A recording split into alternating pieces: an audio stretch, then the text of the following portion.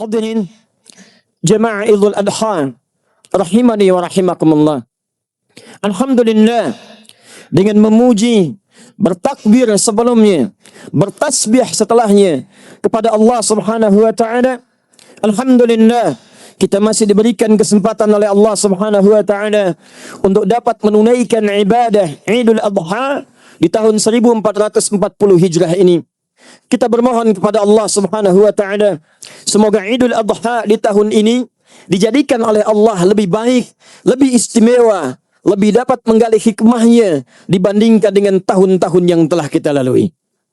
Allahu Akbar, Allahu Akbar, walillahil hamd. Hadirin, hikmah tentang Idul Adha tidak sekedar menampilkan sembelihan hewan korban yang dilangsungkan setiap tahun, yang terkadang bagi sementara orang hanya sekedar menjadi ritual tahunan saja. Ada pesan-pesan yang lebih penting, ada hikmah-hikmah yang sangat istimewa, bahkan saking istimewanya diabadikan dalam ayat-ayat Al-Quran, ditegaskan dalam untayan-untayan sunnah-sunnah Rasulullah sallallahu alaihi wasallam.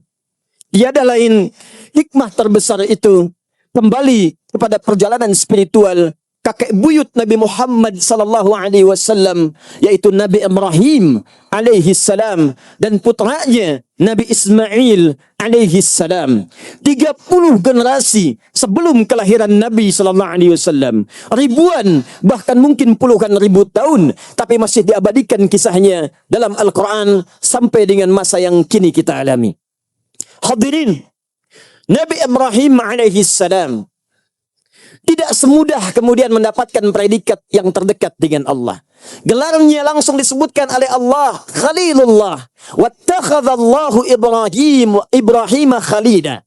Allah mengambil Ibrahim sebagai khalil, hamba yang terdekat dengan Allah Subhanahu wa taala.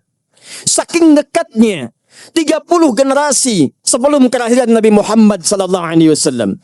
Muhammad bin Abdullah bin Abdul Muttalib bin Hashim bin Abdul Manaf bin Qusay bin Murrah bin Kilab bin Ka'ab bin Ghalib bin Fihr bin Malik bin Nadar bin Kinana bin Khuzaimah bin Mudrika bin Ilyas bin Nizar bin Mudar bin Ma'ad bin Adnan bin Addi bin Adri bin Muqawwam bin Nahur bin Tariq bin Ya'rub bin Yasjub bin Nabit bin Ismail alaihi salam bin Ibrahim alaihi salam. 30 generasi sebelum kelahiran Nabi Muhammad sallallahu alaihi wasallam, tapi kisahnya masih diabadikan, diangkat sebagai hamba terdekat Khalilullah. Bahkan namanya dan keluarga besarnya diabadikan dalam syahadat setiap salat kita. Setelah menyebutkan Allahumma salli ala Muhammad wa ala ali Muhammad kama sallaita ala Ibrahim wa ala ali Ibrahim, diangkat Khalilullah.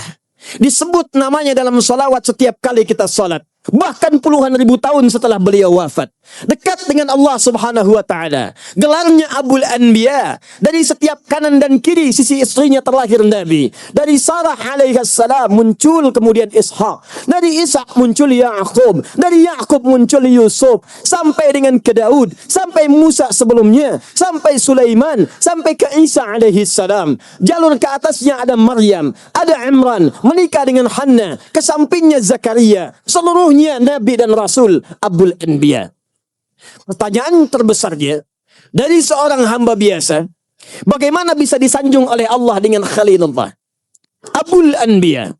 Dibaca namanya dalam salawat setiap pagi sampai dengan malam.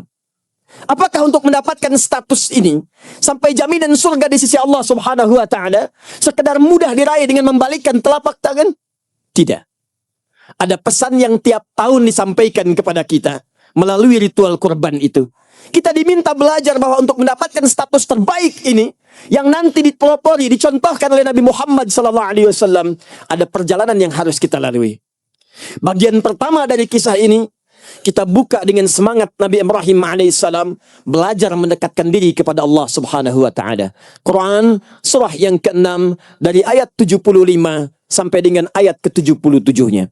Falamma janna alaihi al-lailu ra'a kawkaba qala hadha rabbi falamma afalat qala la uhibbul afilin Falamma ra'al qamara bazigha qala hadha rabbi. Falamma afala qala la illam yahdini rabbi la akunanna minal qaumid dhallin. Hadirin, Ibrahim alaihi salam mendapatkan status istimewa dari Allah Subhanahu wa taala dalam hidupnya di dunia sampai mulianya di akhirat. Kata Allah, bukan perjalanan biasa. Pertama, beliau belajar untuk mendekat kepada Allah Subhanahu wa taala. Sampai belajar melihat bintang dan melihat apakah ini Tuhan saya. Ketika tenggelam, kata Ibrahim, ini bukan Tuhan saya. Tuhan mesti lebih hebat. Tuhan mesti kuat. Tuhan tidak ada timbul tenggelam. Dia selalu ada. Wal awwalu wal akhiru wal hayyu wal yumit. Dia yang menghidupkan, mematikan, mesti lebih kuat dibandingkan dengan makhluk. Yang paling menarik, kemudian setelah itu lihat rembulan. Rembulan muncul, mungkin ini Tuhan saya. Rembulan tenggelam, ini bukan Tuhan saya. Ya Allah, berikan petunjuk kepada saya untuk belajar menemukan Tuhan yang sesungguhnya. Sampai ketika menemukan Tuhan yang sesungguhnya, Allah Subhanahu wa taala, yakin pada jiwanya, maka beliau berkata, wajjahtu wajhiya lilladzi fatara as-samawati wal ard hanifan muslima wa ma ana minal musyrikin. Inna salati wa nusuki wa mahyaya wa mamati lillahi rabbil alamin la syarika lah wa bidzalika umirtu wa ana awwalul muslimin. Hadirin, puncaknya setelah beliau belajar mendekat kepada Allah, memahami esensi dalam bertauhid, memahami esensi dalam bersyariat, memahami esensi dalam menyembah kepada Allah Subhanahu wa taala. Ketika yakin jiwanya, maka semakin dekat dengan Allah Subhanahu wa taala dan siap menunaikan perintahnya. Kata para ulama tafsir, juga para ulama hadis, perjalanan pertama Nabi Ibrahim ini memberikan pesan kepada kita. Jika Anda ingin dekat dengan Allah, naik status di sisi Allah, dimuliakan dunianya, dijamin akhiratnya, maka yang pertama mesti kita lakukan adalah jangan sekedar kita beragama tapi diri kita tidak ketat dengan Allah Subhanahu wa taala. Jangan sekedar kita mengatakan saya muslim tapi kita tidak dekat dengan Allah Subhanahu wa taala. Apalagi jangan sampai kita beribadah tapi kita tidak mengerti apa yang kita kerjakan dalam ibadah kita. Bayangkan, Abul Anbiya saja, Nabi Ibrahim saja yang dijamin surga, gelarnya tinggi, dekat dengan Allah. Abul Anbiya masih mau belajar, masih mau mendekat kepada Allah, memahami tuntunan agama, dan yang paling dahsyat, masih mau ibadah kepada Allah Subhanahu wa taala dengan penuh semangat. Maka siapa Anda? Nabi bukan, Rasul bukan, dan tidak ada keturunan Anda menjadi Nabi. Tidak ada kerabat Anda menjadi Rasul. Tidak ada kita yang dijamin surga oleh Allah sampai detik ini. Tidak ada kita yang mendapatkan gelar seperti Nabi Ibrahim. Maka mengapa ijtihad kita? Mengapa ikhtiar kita? Mengapa kesungguhan kita tidak harus melebihi Nabi Ibrahim alaihissalam? Majlis taklim sudah membentang. Taklim A, taklim B, taklim C. Berapa banyak masjid di Subang? Berapa banyak majlis ilmu di Subang? Berapa banyak orang-orang yang bisa mengajarkan pengetahuan? Pertanyaan terbesarnya, duhai Anda yang mengaku muslim, duhai Anda yang beriman kepada Allah, sampai sejauh mana sekarang semangat kita untuk belajar mendekatkan diri kepada Allah Subhanahu wa taala? Kalau Nabi Ibrahim saja mau belajar, kalau Nabi Ibrahim saja mau mendekat kepada Allah, yang diikuti oleh Nabi Muhammad sallallahu alaihi wasallam. Nabi Muhammad setiap waktu mendekat kepada Allah dengan belajar melalui malaikat Jibril. Disebutkan dalam hadis sahih, bahkan setiap malam Ramadan beliau mendekat kepada Allah dengan turunnya Jibril alaihi salam. Belajar membaca Al-Quran dengan baik, belajar bertilawah, belajar maknanya. Bahkan di akhir hidupnya 2 kali beliau menghatamkan Al-Quran di masa-masa Ramadan itu. Sekarang tanyakan pada diri kita, kalau Nabi saja belajar, Rasul saja belajar, kenapa kita yang bukan Nabi dan Rasul malas untuk belajar? Namun apa pentingnya pelajaran ini? Kata para ulama tafsir, dikuatkan oleh para ulama hadis, bukan sekedar belajarnya. Lihat bagaimana cara Nabi dan Rasul mengajarkan kita untuk belajar tuntunan syariat. Ibrahim alaihi salam ketika belajar mendekat kepada Allah, beliau bukan sekedar membaca, tapi memahami apa yang dibaca. Ini bintang, saya tahu itu bintang. Tapi bagaimana menyimpulkan bintang bukan Tuhan, dipahami oleh beliau. Mustahil Tuhan timbul tenggelam. Ini bulan, saya tahu itu bulan. Datang tiap malam. Tapi bagaimana kita menyimpulkan kalau bulan itu ciptaan makhluk bukan khalik, dia timbul tenggelam. Tuhan mesti lebih kuat dibandingkan dengan makhluk. Ini matahari, dia kuat, sinarnya dahsyat. Hadza akbar, kata Nabi Ibrahim. Ini lebih dahsyat, lebih besar dibandingkan rembulan.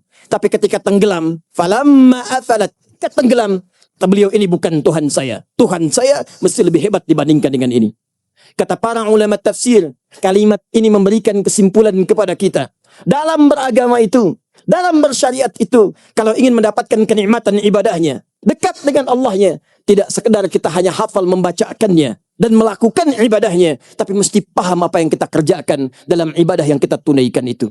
Sekarang ambil teori ini, terapkan dalam kehidupan kita. Khatib ingin bertanya kepada hadirin sekalian, berapa kali di antara kita menunaikan sholat dalam setiap hari? Berapa usia Anda?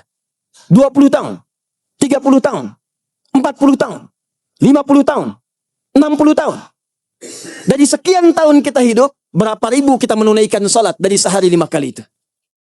Pertanyaan terbesarnya, dari ribuan kali kita ruku dan sujud itu, apakah kita pernah menikmati salat kita? Pernahkah merasakan kekhusyuan dalam salat itu? Pernahkah merasakan kenikmatan dalam salat? Seperti sahabat Abu Bakar As-Siddiq ketika bertakbir sudah bergetar dan menangis mengucapkan kalimat Allahu Akbar. Seperti Ali bin Abi Thalib radhiyallahu taala anhu, baru mendengar suara adzan sudah bergetar, saking dekatnya hubungannya dengan Allah Subhanahu wa taala.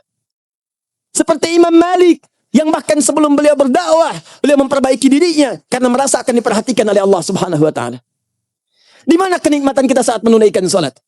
Di mana kekhusyuan kita saat sujud dan rukuk? Jangan-jangan bahkan kata Al-Quran, surah ke-29, ayat ke-45. Kekhusyuan itu tidak didapatkan. Kenikmatan itu hilang. Bukan karena kita tidak beribadah, tapi karena tidak paham apa yang kita bacakan dan kita lakukan dalam ibadah itu. Utslu ma uhiya ilaika minal kitab wa aqimis salah. Muhammad, sampaikan pada umatmu, kalau solat itu ingin dinikmati, kalau solat itu ingin khusyuk, maka sebelum solat, sampaikan pada umatmu, belajar dulu, baca dulu, pahami dulu bacaan-bacaan dan gerakan solat. Seperti kami ajarkan kepadamu. Apa maksudnya kalimat Allahu Akbar? Kenapa yang dibaca Allahu Akbar? Apa maksudnya ruku bacaannya seperti itu? Kenapa sujud bacaannya begini? Ajarkan pada mereka, sampaikan, pahami bacaannya. Sehingga dengan paham itu bisa khusyuk dalam menunaikan salatnya. Pertanyaan terbesarnya, dari ribuan kali ruku dan sujud yang pernah kita kerjakan, berapa persen bacaan salat yang pernah kita pahami? Jangan-jangan selama ini ruku nggak ngerti yang dibaca. Sujud nggak paham yang diungkapkan. Duduk di antara dua sujud, kita meminta banyak permintaan. Rabbighfirli, ya Allah ampuni aku. Warhamni, sayangi aku. Wajburni, ya Allah lindungi aku dari orang-orang yang iseng kepadaku. Sampai dengan warzuqni, berikan aku rizki. Pertanyaan kami khatib kepada anda semua, di antara sekian doa itu berapa yang dikabulkan? Berapa yang bisa dinikmati? Jangan-jangan selama ini kita hanya berucap tapi tidak mengerti apa yang disampaikan. Bagaimana salat kita bisa khusyuk? Seorang Abu Bakar saja, sahabat Nabi, teman Nabi, mertua Nabi, mengiringi Nabi di Mekah, hijrah diikuti Nabi ke Madinah, wafat dikubur di samping Nabi, baru bertakbir saking pahamnya kalimat Allahu Akbar. Allahu Akbar. Lisannya mengucapkan Allahu Akbar, fikirannya menerjemahkan Allah Maha Besar, hatinya merasakan ya Allah, aku mengucapkan Allahu Akbar, tapi aku takut saat mengucapkan ini ada kebesaran yang aku bawa selama hidup ini. Pernah aku merasa besar pada kawanku, merasa lebih hebat dibandingkan dengan pasanganku, merasa lebih unggul dibandingkan dengan tetanggaku. Duhai anda yang mengucapkan 5 kali dalam sehari Allahu Akbar, tidak malu anda mengucapkan ya Allah, engkau yang paling besar. Tapi dalam hidup kita kadang merasa besar dibandingkan orang lain. Ustaz merasa hebat dibanding yang lain. Pimpinan merasa lebih hebat dibandingkan dengan karyawan. Tetangga merasa lebih wah dibandingkan dengan yang lain. Dalam kedudukan itu biasa, tapi ketika mengangkat diri terlampau tinggi dan anda mengucapkan Allahu Akbar, itu yang membuat sahabat Abu Bakar bergetar. Allahu Akbar, Allahu Akbar, Allahu Akbar, walillahil hamd. Hadirin, kalimat pertama hikmah dalam kisah korban. Korban artinya mendekat kepada Allah, bukan sekadar menyembelih. Karena ritual penyembelihan hakikatnya untuk mendekatkan diri kita kepada Allah Subhanahu wa taala. Maka perjalanan Nabi Ibrahim yang pertama, kata para ulama, memberikan pesan kepada kita, kalau ingin lebih dekat dengan Allah, maka isilah kualitas pendekatan kita dengan ilmu. Al-Imam Asy-Syafi'i menyampaikan, man arada ad-dunya fa'alaihi bil ilmi, wa man arada al-akhirah fa'alaihi bil ilmi, wa man aradahuma fa'alaihi bil ilmi. Siapa yang ingin dunia, maka gapai dengan pengetahuan. Silakan sekolah yang tinggi, sekolah yang bagus. Ada yang ke ITB, ke Unpad, ke IPB, ke UI. Silakan Anda dapatkan dunia. Tapi kalau Anda ingin dapatkan kenikmatan dalam ibadah untuk menjemput bekal akhirat Anda, maka kata Al-Imam Asy-Syafi'i, fa'alaihi bil ilmi. Maka dia pun mesti paham tentang ilmu itu. Maka jangan sekedar kita tuliskan di KTP Muslim, tapi kita tidak paham dengan keislaman kita. Bertauhid, tapi tidak mengerti tentang tauhid. Sehingga ketika diberikan Indomie, diberikan kemudian Supermi, diberikan kain sarung, kita bisa melepaskan akidah itu hanya untuk mendapatkan kenikmatan dunia semata. Wafat, selesai. Salat iya, tapi tidak paham apa yang diungkapkan, sehingga hikmah salat tidak bisa kita raih. Hadirin yang kedua, ketika Nabi Ibrahim mendekat kepada Allah, sudah kenal dengan Allahnya, sudah paham dengan Tuhannya, kemudian beribadah, maka apa yang terjadi? Ternyata tidak mudah untuk meraihnya. Beliau diasingkan oleh keluarganya, diancam oleh bapaknya, diancam kemudian oleh penguasa rajanya pada saat itu. Sempat dibakar dan puncaknya diusir dari kampungnya. Kata para ulama tafsir, bahkan para sejarawan mengatakan, ini pesan moral yang diberikan kepada kita yang sangat kuat. Bahwa kadang-kadang untuk menjadi baik itu, untuk lebih dekat dengan Allah Subhanahu wa Ta'ala, akan banyak ujian-ujian yang tantangan kita hadapi. Kadang-kadang mungkin ada yang belum terima kita lebih baik itu. Biasanya Anda kumpul-kumpul, ada di klub malam, ada yang kumpul-kumpul sampai dengan tempat hiburan, ada yang malam-malam sekedar bergadang untuk menyaksikan tontonan sepak bola misalnya. Sekarang Anda pindah dari yang kumpul di lapang, kumpul ke masjid. Dari yang kumpul di tempat hiburan, pindah ke majlis ta'lim. Apa dikira akan mudah? Belum tentu.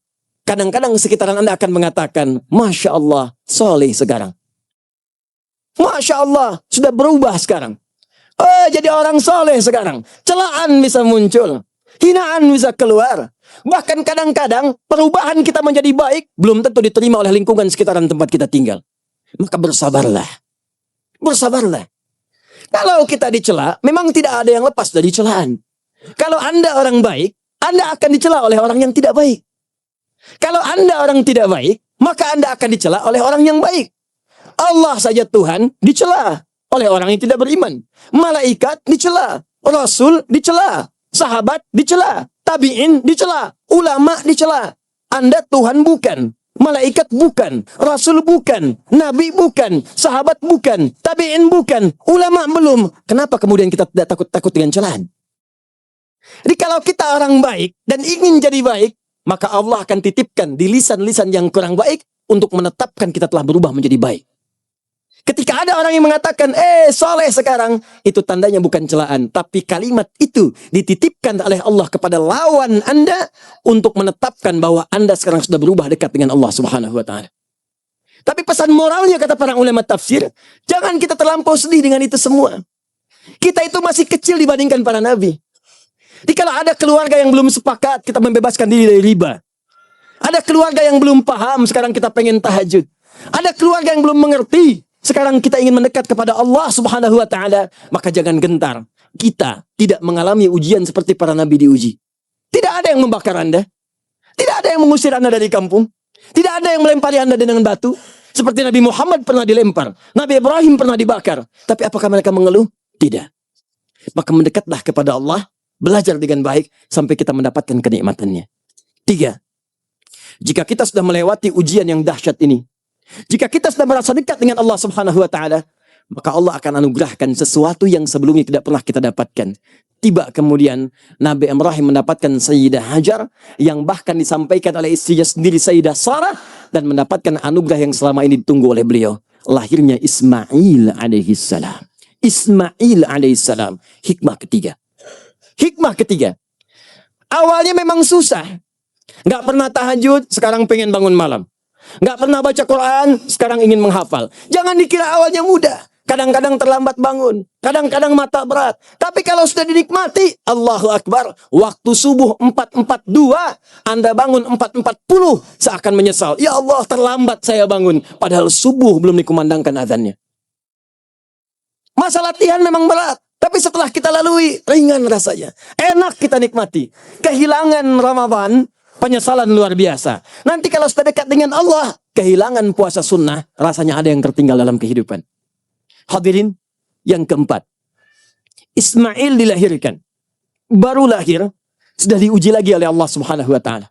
Mohon maaf, turun kemudian berita, bawa Sayyidah Hajar, bawa anak yang baru dilahirkan, tinggalkan ia di sebuah tanah tandus yang tanaman pun tak tumbuh. Tempatnya bukan di tempat dia dilahirkan. Lahirnya di Palestina, harus dibawa ke kota Mekah Al-Mukarramah. Jaraknya, kalau menggunakan bis saja, itu bisa sehari 2 malam. Sekarang tempuh dengan berjalan kaki. Datang ke sana. Sampai di sana turun perintah. Tinggalkan dia di sana. Diabadikan di Quran surah ke-14 ayat ke-37. Rabbi inni askantu min dhurniyyati biwadin ghairi dhi zar'in inda baitikal muharram. Ya Allah, sekarang Engkau perintahkan aku untuk meninggalkan anak dan istriku di tempat tandus yang bahkan tumbuhan pun tidak tumbuh. Tapi karena keyakinanku padamu, maka aku akan kerjakan perintah ini untuk mendapatkan ridhamu. Pelajaran keempat. Orang-orang yang dekat dengan Allah, hadirin sekalian, maka dia tidak akan pernah merasa berat dengan ujian dunia. Walaupun bagi orang lain, ujian itu terasa berat luar biasa. Tapi kalau dirinya dekat dengan Allah, semua terasa akan kecil. Yang paling dahsyat, apakah Sayyidah Hajar kemudian mengeluh pada suaminya? Kenapa engkau meninggalkan kami? Tempat ini tidak ada tanamannya. Tempat ini tidak ada makanannya. Ketika berbalik hanya mengatakan, hadza min amrillah. Apakah ini perintah Allah? Kata Nabi Ibrahim alaihissalam, hadza min amrillah. Ini perintah Allah. Perhatikan kalimatnya. Sepanjang ini perintah Allah, aku yakin Allah tidak akan meninggalkan kita. Hadirin, ditinggalkan Hajar dengan Ismail ke Palestina, mereka tinggal di Mekah. Apa yang terjadi setelah itu? Yang paling dahsyat hikmahnya, kata para sejarawan, orang bisa berkata dan mengeluh, ya Allah, kenapa engkau perintahkan demikian? Ya suamiku, kenapa engkau tinggalkan aku di sini? Tapi yang paling dahsyat, keduanya bisa berpisah dengan tawakal kepada Allah yang sangat tinggi. Para suami itu ditugaskan untuk mencari nafkah. Para suami kadang kerja bahkan meninggalkan keluarga. Ada yang keluar kota, ada yang merantau. Pesan moral dari kisah ini, kata para ulama, kata para sejarawan muslim, adalah kalau tarbiyah di rumah tangga, bukan sekedar suaminya yang ketaklim, tapi materi taklim diajarkan pada istrinya, dikuatkan di keluarganya, didekatkan dengan Allah, maka Allah akan jaga kehidupan rumah tangga mereka, sekalipun mereka terpisah di beda tempat yang sangat jauh. Berapa banyak istri mengeluh ketika suaminya mencari nafkah untuk bekerja? Berapa banyak istri kemudian mengirimkan SMS, mengirimkan WhatsApp, banyak memberikan keluhan-keluhan ketika suami sesungguhnya sedang berjihad di jalan Allah untuk mencari nafkah bagi keluarganya. Betapa banyak anak-anak yang kurang sabar ketika ayahnya bekerja, ketika ibunya mulai mendidiknya. Tapi perhatikan, pernahkah Anda mendengar kisah Sayyidah Hajar mengeluh kepada Sayyidina Ibrahim alaihissalam? Pernahkah Anda mendengar kisah Ismail kemudian protes kepada bapaknya karena bapaknya tak pernah ada menghadapinya? Tidak. Hikmah yang terakhir, ini yang kelima. Dan ini yang paling dahsyat. Selain mengajarkan pada kita hikmah yang keempat, jika kita ingin baik sekeluarga, maka jangan pernah soleh sendirian. Anda suami soleh, ajak istri menjadi soleha. Suami istri soleh soleha, ajak anak menjadi soleh seluruhnya. Jangan sampai suaminya rajin ikut ta'lim, tapi istrinya dibiarkan. Jangan sampai ibunya rajin ikut ta'lim, tapi anaknya dibiarkan. Yang paling berbahaya adalah kadang-kadang Anda yang ikhwan, yang laki-laki, mengingatkan temannya, me-WhatsApp, bangunkan tahajud, ngajak ke ta'lim, sampai ketika tidak kelihatan Anda menelponnya, akhi kamu ada di mana? Yang paling dahsyat, teman jauh diajak-ajak, anak sendiri tidak pernah diingatkan. Duhai para ibu yang ada di bawah, duhai akhwat, kadang-kadang Anda SMS kawan Anda, Anda sampaikan kemudian kolega Anda, ukhti berjilbab dong, ukhti jilbabnya syar'i dong, ukhti ayo sekarang kenakan jilbabmu. Anak orang lain, teman Anda, tetangga jauh, diingat-ingatkan, anak sendiri tidak berjilbab. Demi Allah saya katakan, yang akan dihisab, dimintai pertanggungjawaban kita dan keluarga kita. Anda tidak akan pernah ditanya tentang status kawan Anda. Anda tidak akan pernah ditanya tentang status tetangga Anda. Walaupun kita bisa berdoa untuk mereka supaya bisa bersama di surga. Tapi yang pertama kali dihisab, Quran surah ke-66 ayat yang ke-6. Qu anfusakum wa ahlikum nara. Kata Allah, jaga diri. Jaga dirimu dan keluargamu, anakmu, cucumu, istrimu, suamimu dari neraka yang sangat dahsyat, kata Allah. Jika Anda di rumah terjadi kebakaran, kemudian anak Anda masih di sana, cucu Anda berteriak minta tolong. Tolong saya Pak, tolong saya Bu, tolong panas. dan Anda tak mampu menolongnya, hanya berteriak, tolong, tolong anak saya, tolong anak saya. Mungkin masih sempat ada yang menyelamatkan. Tapi khatib ingin sampaikan, neraka lebih panas. Neraka lebih dahsyat. Dan pada saat itu, tidak akan ada yang sanggup menolong. Wa ummihi wa abihi, wa fasilatihi wa akhi, wa man fil ardi jabi'ah. Ibu gak akan sanggup bisa nolong anaknya, Bu. Ketika Anda terbayang anak yang pernah Anda kandung, yang pernah Anda susui, yang pernah Anda rawat, kemudian berteriak-teriak dalam kepungan api neraka yang sangat dahsyat dan mengatakan, "Ma, tolong saya, Ma. Bapak, tolong saya, Pak." Apa Anda bisa bayangkan cucu Anda yang sekarang Anda timbang-timbang? Diberikan semua kemewahan dunia yang bisa Anda dapatkan. Sepeda Anda belikan, motor Anda belikan, mobil Anda fasilitasi. Satu saat dia berteriak, meminta bantuan Anda, "Kakek, tolong saya. Kakek, tolong saya. Ya Allah, ya Allah." Apa yang bisa Anda kerjakan? Tilka ummatun qad khalat laha ma kasabat wa lakum ma kasabtum wa la tus'aluna amma kanu ya'malun. Jika Anda tidak perbaiki sekarang, kata Allah, maka semua akan masing-masing. Itu amalan dia, ini amalan Anda. Anda tidak akan pernah dihisab dengan apa yang telah mereka kerjakan. Kemulailah kisah sekarang ini. Setiap tahun kita diingatkan. Jadi kalau datang Idul Adha, yang dibayangkan bukan sekedar cari kurbannya, cari sapinya, cari kambingnya, sembelih hewannya, bagikan, selesai. Tidak, cek keluarga kita. Lihat keilmuannya. Anda pintar sholat khusyuk, anak Anda kadang-kadang wudhu aja nggak benar. Anda pintar, ngaji bagus, anak Anda belum bisa mengaji. Silahkan dilihat saudara sekalian, saudariku sekalian. Muaz 4 tahun, tinggal di Mesir, mata buta, pengen hafal Quran, belajar sampai dengan 20 kilo. Sampai hatam Quran, diantar bapaknya, pakai motor yang sangat sederhana. Muaznya sudah hafal, yang ngantar belum hafal. Dahsyatnya, hafal Quran dengan riwayatnya, hafal Quran dengan tajwidnya, hafal Quran dengan makhrajnya yang sangat indah. Sampai datang reporter dari Kuwait kemudian mengatakan, bertanya, mewawancarai, apa motivasi Anda menghafalkan Quran ini?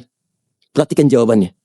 Wallahi, wallahi demi Allah, saya menghafalkan Quran ini untuk mencari bekal saat menghadap Allah Subhanahu wa Ta'ala.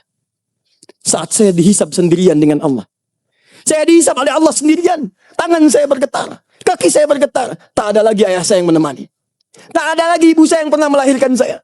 Dan saya akan katakan di hadapan Allah Subhanahu wa Ta'ala, Ya Rab, Ya Rab, kalau bekal saya belum cukup untuk mendapatkan ridhamu masuk ke dalam surga, mohon kurangi hukuman saya di neraka dengan Quran yang telah saya hafalkan ini. Muaz 4 tahun, anak yang belum baligh, anak yang belum berlaku hisab baginya, belum baligh, menghafal Quran untuk mencari bekal mendekat kepada Allah Subhanahu wa Ta'ala. Maka siapa Anda yang sudah 40 tahun, 50 tahun, 60 tahun, ada yang di bawahnya 30 tahun, 20 tahun, anak 4 tahun, mata buta, menghafal Quran untuk cari bekal menghadap Allah. Duhai Anda yang lebih daripada itu, mata sehat, fisik kuat, telinga pendengaran jelas, pandangan awas, sampai usia sekarang belum bisa baca Al-Quran. Mau sampai kapan? Dan kalau diwafatkan sekarang, bekal apa yang kita bawa? Anak-anak kecil di Bekasi, usia 4-5 tahun, ke masjid nunggu maghrib, jam 5 sudah datang. Pulang 8:30, berjamaah maghribnya, melanjutkan ke isya'nya, menghafal Qurannya, belajar ibadahnya, belajar syariatnya, 8:30 pulang, anak 4-5 tahun. Anda 40 tahun, 50 tahun, masjid sudah qomat, belum tergerak untuk menghidupkannya.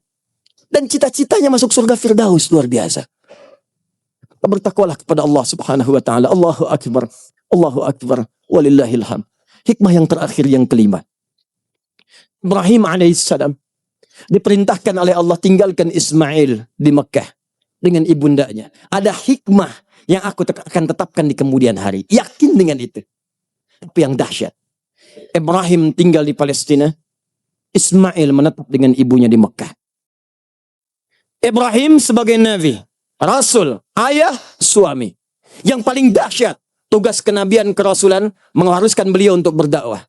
Tugas sebagai suami mengharuskan beliau untuk mencari nafkah. Tapi yang hebat, tugas sebagai ayah menjadikan beliau mesti memperhatikan anak dan keluarganya. Di balik kesibukannya berdakwah dan mencari nafkah, masih sempat nengok Ismail yang di Mekah itu. Bolak-balik datang untuk memastikan siapa teman mainnya. Bolak-balik datang untuk memastikan bagaimana ASI diberikannya. Bolak-balik datang untuk memastikan bagaimana kehidupan lingkungan sekitarannya. Sehingga beliau disebut dengan Ibrahim. Dalam bahasa Aramaik ada yang menyebutkan Ibrahim sang penyeberang. Bukan sekadar menyeberang untuk berdakwah. Ada yang mengatakan menyeberang untuk memperhatikan keluarganya. Jalan kaki dari Palestina ke Mekah untuk memperhatikan keluarganya. Ada yang menyebutkan dari Abun Rahim, bapak yang sangat penyayang. Sesibuk-sibuknya beliau berdakwah dan mencari nafkah, masih memperhatikan anaknya. Lalu apa timbal balik anak kepada bapak yang memperhatikan itu? Hebat. Puncaknya adalah dahsyatnya ketika bapaknya memiliki tugas pekerjaan di Mekah untuk meninggikan bangunan Ka'bah. Quran surah kedua Al-Baqarah ayat 127. Allah sampaikan Ibrahim, tinggikan kembali pondasi Ka'bah yang hancur di masa Nabi Nuh alaihissalam. Mulai kamu kerjakan. Ketika tapak kaki pertamanya ingin mengerjakan, tapak kaki pertama disebut dengan makam, sekarang diabadikan dengan makam Ibrahim. Beliau membawa batu, lantas anaknya datang dari sisi yang lain. Membawa batu juga. Usia masih muda, belum sempat balignya. Dan beliau mengatakan kepada bapaknya, dalam bahasa kita, Pak, apakah boleh aku bantu?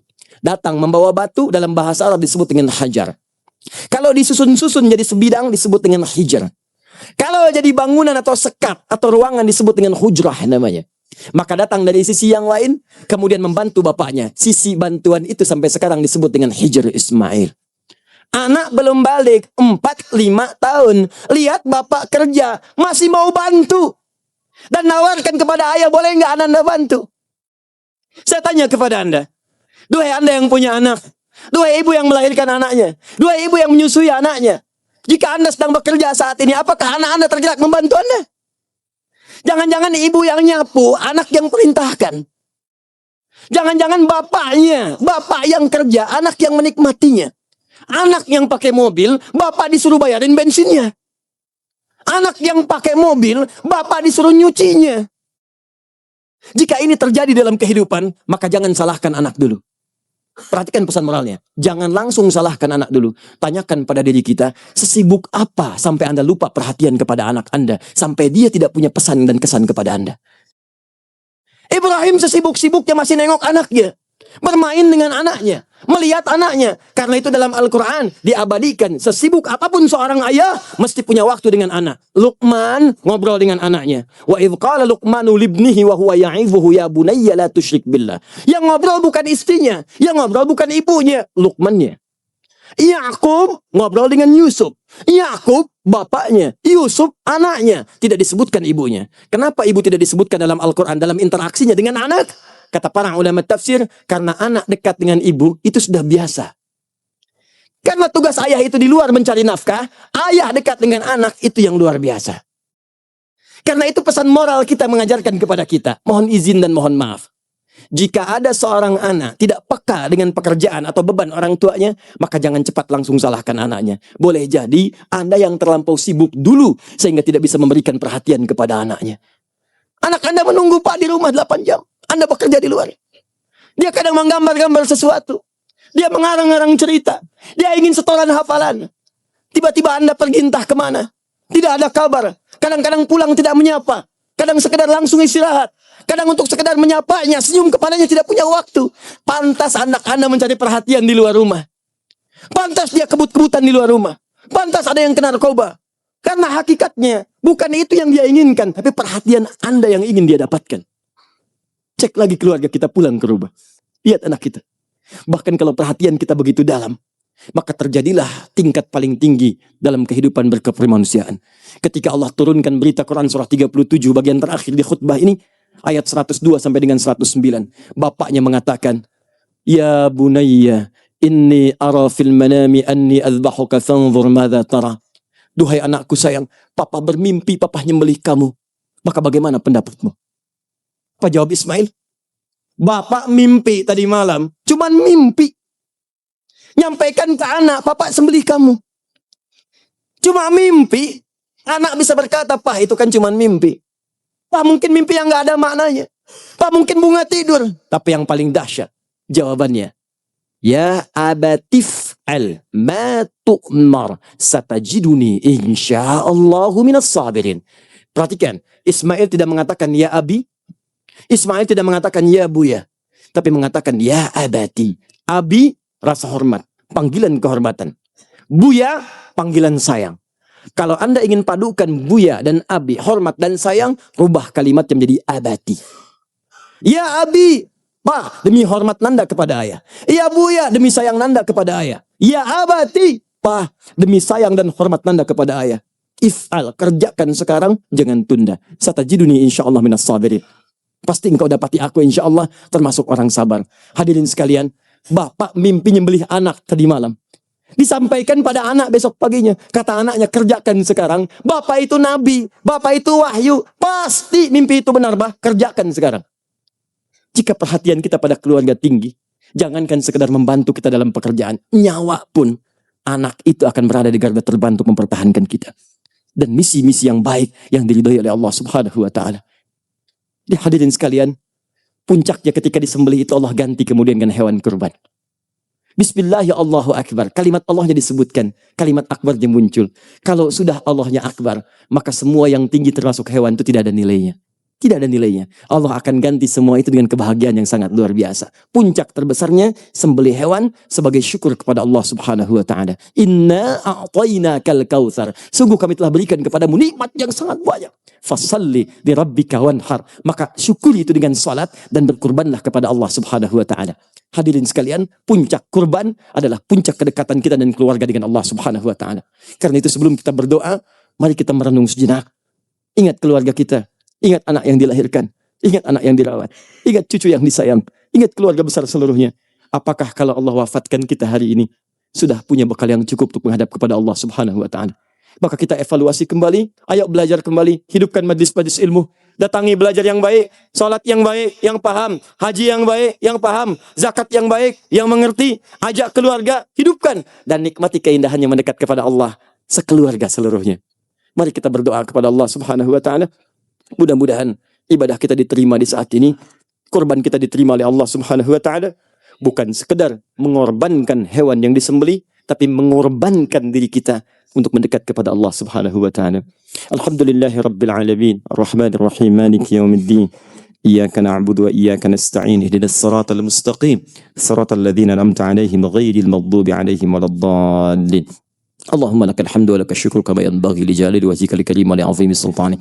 اللهم صل وسلم وبارك على نبيك محمد وعلى آله وصحبه وأمته إلى يوم الدين. اللهم يا الله إنا نسألك خير ما سألك رسولك المصطفى نبينا محمد صلى الله عليه وسلم.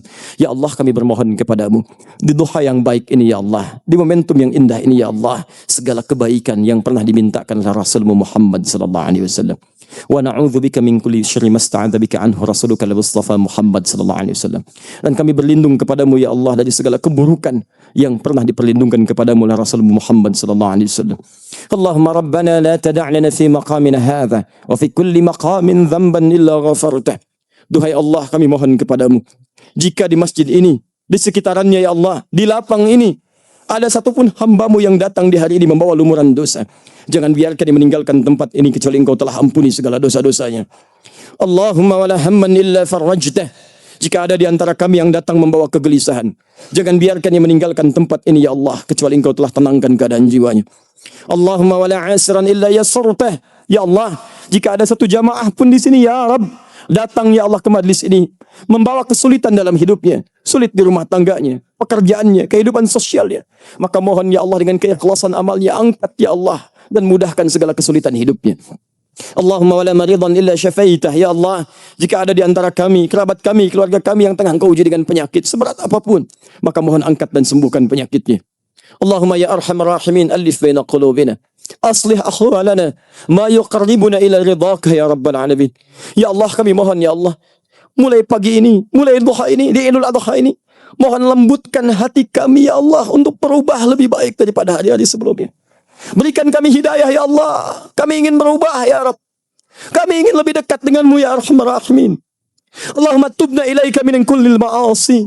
Ya Allah, saksikan kami ya Allah di duha ini, di Idul Adha ini, kami bertaubat ya Allah dari semua maksiat yang pernah kami kerjakan. Mohon saksikan ya Allah, kami bertaubat ya Rabb dari semua maksiat yang telah kami kerjakan. Allahumma hdi ya Allah kullal asin liyatubu ilaika ya Rabbal alamin. Ya Allah, mohon sadarkan, sentuh jiwa-jiwa orang yang masih berbuat maksiat. Sentuh jiwa pelaku maksiat jika memang mereka ada di tempat ini, ya Allah. Di sekitaran tempat ini, ya Allah. Yang dekat, yang jauh dari kami, ya Allah. Jika mereka masih hidup, mohon sentuh mereka, ya Allah. Untuk bertaubat, ya Arhamar Rahimin. Allahumma sadarkan kepada mereka bahwa mereka akan wafat. Allahumma tawaffahum ya hum muslimun wa hum taibun. Ya Allah, kami mohon, ya Rabb. Mohon jangan sampai mereka wafat atau kami wafat dalam keadaan bermaksiat. Bimbing kami untuk bertobat, ya Allah. Bimbing kami untuk bertobat, ya Arhamar Rahimin. Allahumma hdi aqribana wa zumala'ana wa jiwarana qariban am ba'ida alladhina lam yahtadu ila al-islam yahtadu ila al-islam.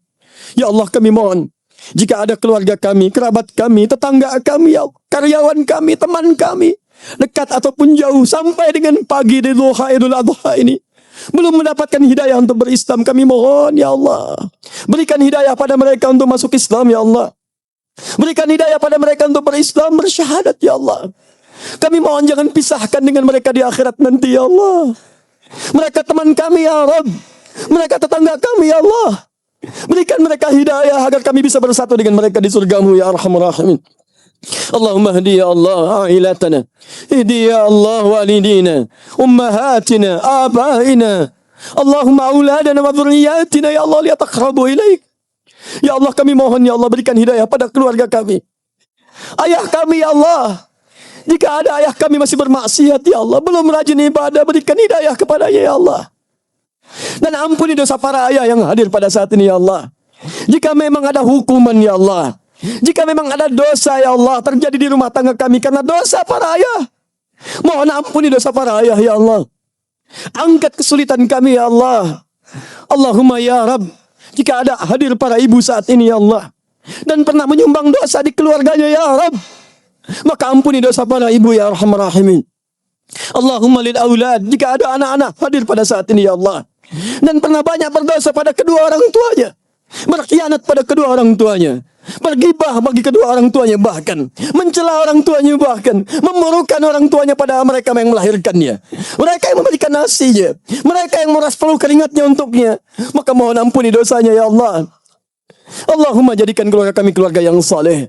Allahumma ja'alna min ahli al-Quran waj'alil Qur'ana sahiban lana fid dunya wa syafi'an lana fil akhirati ya rabbal alamin. Ya Allah, kami mohon, jadikan kami sebagai ahli Al-Quran. Jadikan kami sebagai ahli Al-Quran. Jadikan Al-Quran teman kami di dunia dan syafaat bagi kami dengan izinmu di akhirat ya rabbal alamin. Allahumma idza kana hadzal yaum, ya Allah, intilaqan min baqiyati ayyamina lil a'mal as-salihah, faj'al baqiyata ayyamina ya Allah hayatan thayyibah. Ya Allah, jika memang hari ini adalah awal perubahan bagi hidup kami untuk berubah lebih dekat denganmu, maka kami mohon, ya Allah, kami mohon di duha ini, ya Allah, di waktu mustajab ini, jadikan sisa hidup kami lebih baik daripada hari-hari sebelumnya. Jadikan kami lebih soleh dari hari-hari sebelumnya, ya Allah. Wa idza kana hadzal yaum min akhir hayatina, min akhir hayatina fasawfa namutu fi hadzal yaum, ya Allah. Faj'al akhir hayatina husnul khatimah. Ya Allah, jika memang di hari ini adalah waktu kami untuk kembali kepadamu, jika memang hari ini kami mesti wafat, ya Allah, jika memang hari ini kami harus kembali kepadamu dengan izinmu, maka kami hanya memiliki satu permohonan kepadamu, ya Rabb.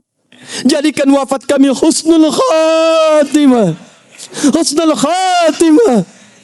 Allahumma qawwi lisanana naqulu kalimat at-tauhid fi akhir hayatina biqaulina la ilaha illallah. Ya Allah, mohon, ya Rabb, jika sakaratul maut kami, ya Allah, jika sakaratul maut kami tiba, kuatkan lisan kami untuk mengucapkan kalimat tauhid la ilaha illallah Muhammadur Rasul.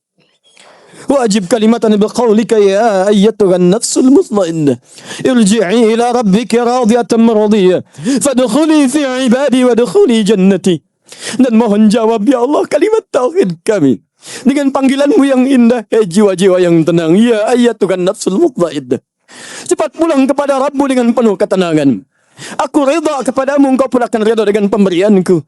Jadi hambaku yang saleh, aku siapkan surga untukku. Allahumma ishtaqna bi Rasulillah sallallahu alaihi wasallam. Ya Allah, kami merindukan perjumpaan dengan Rasulullah sallallahu alaihi wasallam. Lam na'ish ma'ahu fil hayat wa lam narahu fil manam. Ya Allah, kami tidak tinggal dengan beliau, tidak semasa dengan beliau di dunia, dan tidak pernah melihat beliau di alam mimpi. Kami mohon ya Allah, jangan sampai kami kehilangan momentum untuk berjumpa dengan beliau di akhirat nanti. Allahumma alqina ma'a Rasulillah sallallahu alaihi wasallam, ma'al ladzina an'amta alaihim minan nabiyyin was-siddiqin wasyuhada'i was-salihin wa hasuna ulaika rafiqa. Allahumma taqabbal minna ya Allah ruku'ana was-sujudana wa nahrana wa qurbanana ya arhamar rahimin. Allahumma mohon terima ya Allah salat kami, ya Allah takbir kami, ya Allah kurban kami, ya Allah hewan-hewan yang kami persembahkan untuk mendapatkan ketaatan ya Allah darimu dan ridhamu. Mohon terima ya arhamar rahimin. Rabbana atina fid dunya hasanah wa fil akhirati hasanah wa qina adzaban nar. Ya Allah, jika memang di dunia ini ada kebaikan yang mampu kami raih, mohon dekatkan dan berikan ya Allah.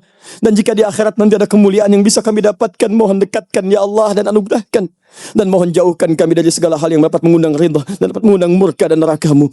Allahumma laqad da'awnaka kama amartana fa'ajib du'ana kama wa'adtana. Ya Allah, kami telah datang salat, ibadah, bermohon, berdoa, mengalirkan air mata. Maka kami mohon ya Allah, kami telah penuhi segala perintah-Mu, maka mohon jawab ya Allah, jawab dan kabulkan doa kami seperti apa yang telah Engkau janjikan. Allahumma bifadlika subhana rabbika rabbil izzati amma yasifun wa salamun alal mursalin wa akhiru da'wana alhamdulillahi rabbil alamin. Assalamualaikum warahmatullahi wabarakatuh.